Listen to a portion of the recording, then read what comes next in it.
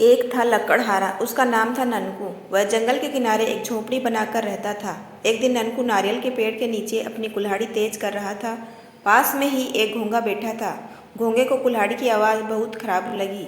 उसने ननकू के पैर में काट लिया और एक पत्ते के नीचे छिप गया। ननकू को गुस्सा आया। उसने अपनी कुल्हाड़ी उठाई और नारियल के पेड़ पर दे मारी। कुल्हाड़ी के वार से नारियल के पेड़ को बहुत चोट लगी।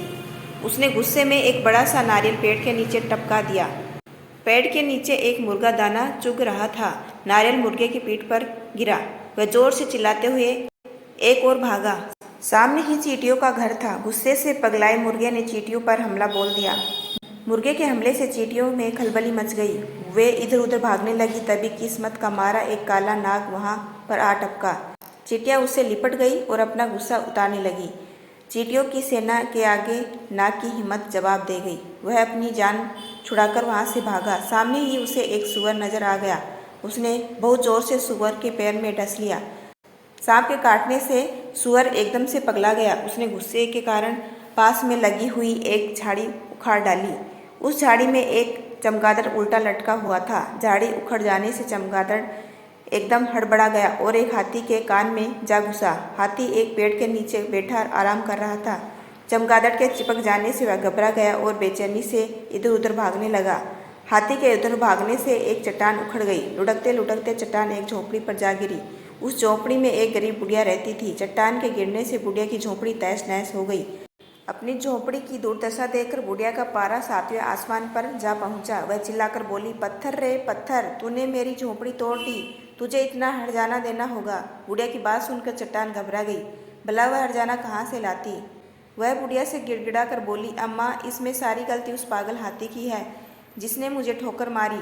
न वह मुझे ठोकर मारता, न मैं यहाँ आकर गिरती और न ही तुम्हारी झोपड़ी टूटती।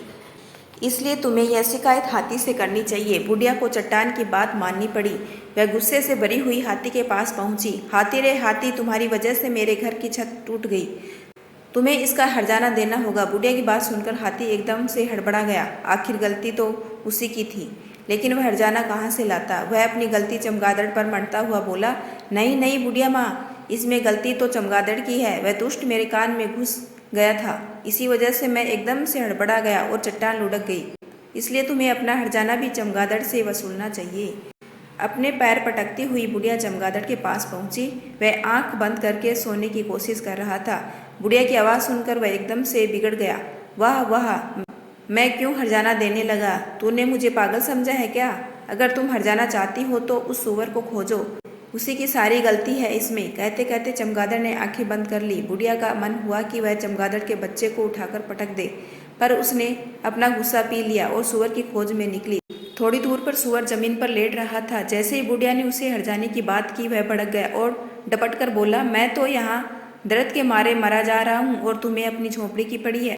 अगर तुम में दम है तो उस नाग के पास जाओ और अपना हर्जाना मांगो। सूअर की बात सुनकर बुढ़िया खींच उठी। यह तो वही बात हुई कि उल्टा चोर कोतवाल को डांटे, लेकिन बुढ़िया कर भी क्या सकती थी।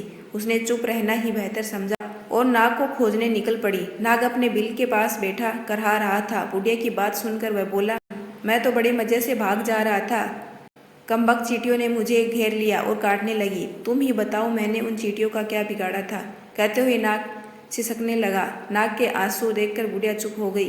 वह आगे बढ़ी और चींटियों के पास जा पहुंची। बुढ़िया की बात सुनकर चींटियों की रानी बोली, हमारा तो खुद ही घर बिगड़ गया है। बताओ हम किसके पास जाएं हर्जाना मांगने। तुम्हें हर्जाना मांगने तो उस शैतान मुर्गे को पकड़ो, उसी ने हमारे घर को भी बिगाड़ा है। अब तक बुढ़िया थककर चूर हो गई थी, फिर भी वह किसी तरह आगे बढ़ी। चलते चलते मुर्गे के पास पहुंची। मुर्गा बुढ़िया की बात पर बोला, देखती नहीं मैं दर्द से बिलबिला रहा हूँ। नारियल ने मेरी कमर तोड़ दी। बताओ मैंने उसका क्या बिगाड़ा था।